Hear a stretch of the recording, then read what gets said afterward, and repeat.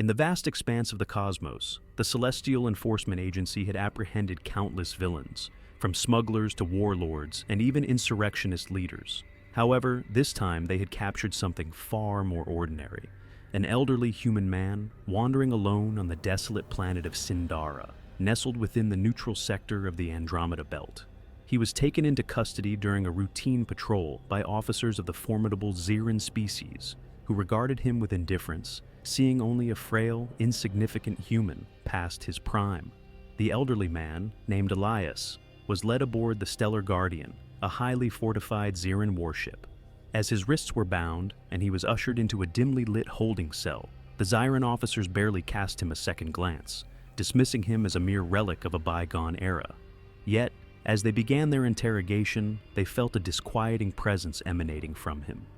"State your name," barked the Zyran captain, Zarek, his scales shimmering under the fluorescent lights. Elias offered a gentle smile. "Elias." "Occupation?" Zarek demanded, narrowing his reptilian eyes. "Retired," Elias replied nonchalantly.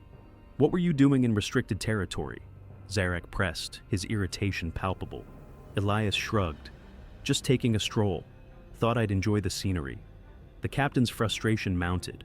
"You're lying. We scanned the area. There are no ships, no beacons. You couldn't have arrived here on foot.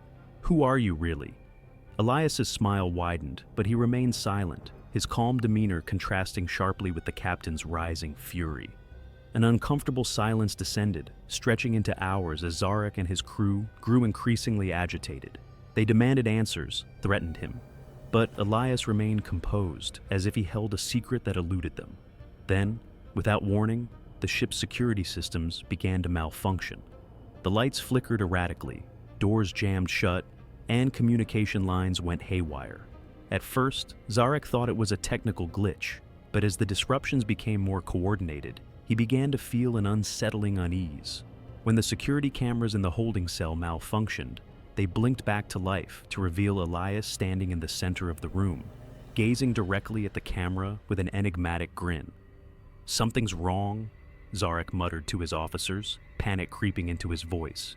"Get him into maximum security, now." As they attempted to restrain Elias, the severity of their blunder became evident. The moment they unshackled his hands, the ship's alarms blared, and the external weapon systems locked onto the Stellar Guardian itself. Elias turned to the bewildered officers escorting him. "You might want to let me go," he said calmly. Panic rippled through the crew as the ship's systems were hijacked. Drones deployed outside the ship activated, and the entire vessel began to spiral out of control. Zarek and his team raced to the bridge, only to discover that every console had been overridden by an unseen force. "How is he still in the holding cell?" Zarek exclaimed, horror dawning on him. Elias strolled through the corridors of the ship as if it were his own, his presence exuding an undeniable authority. Zyran officers attempted to stop him, but the moment they approached, doors sealed shut or gravity shifted, rendering them helpless. When Elias finally arrived on the bridge, Zarek stood waiting, weapon drawn and trembling. "Who are you?" he snarled, desperation in his voice. "What are you doing?" Elias surveyed the room before turning his attention to the captain. "You arrested me without knowing who I am. That was your first mistake." Zarek's grip on his weapon tightened. "What are you?" The old man sighed, a hint of nostalgia in his voice. "I'm retired, remember? But once I was an admiral of the Earth Defense Fleet, a specialist in warfare. My task was to dismantle fleets just like yours." Zarek paled at the revelation. The tales of Earth's legendary fleet admirals, known for their strategic brilliance, were whispered among the Zyrans, often dismissed as myths. "But you're just an old man," Zarek stammered, his confidence waning. "How can you control the ship?" Zarek asked, his voice barely above a whisper. Elias chuckled softly. "Let's just say I have some old friends out there, drones, ship systems I once commanded. They recognize me. And as for your ship, well, it's not as secure as you thought." Suddenly the ship's engines roared to life, no longer under Zyran control. Elias sauntered over to Zarek's console and punched a few buttons, recalibrating the ship's course. The Stellar Guardian was now heading straight for the nearest Zyran command center. "Listen closely," Elias said, his tone authoritative yet calm. You're going to return me to where you found me. If you don't, I'll send this ship crashing into your home base and obliterate half your fleet." Zarek, now drenched in sweat, sputtered, "You can't do this!" Elias leaned in, his eyes glinting with determination. "I already have." Reluctantly, Zarek complied. The Stellar Guardian was forced to alter its trajectory, ultimately dropping Elias off at the very spot of his apprehension. As the elderly man stepped onto the barren landscape of Tindara, he turned back for a moment, a knowing smile gracing his lips. The Zyran crew stood in stunned silence, disbelief etched on their faces. They had lost control of their ship to a single, unarmed old man with no apparent plan.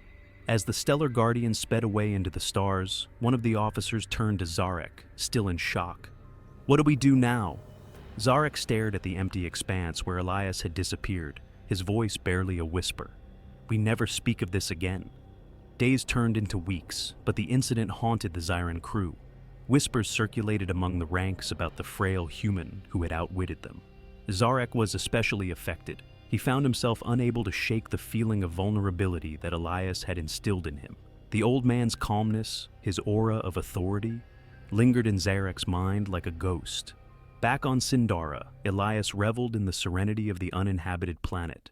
His brief encounter with the Zyrans had sparked a sense of nostalgia. It reminded him of a time when he had commanded vast fleets and orchestrated complex strategies.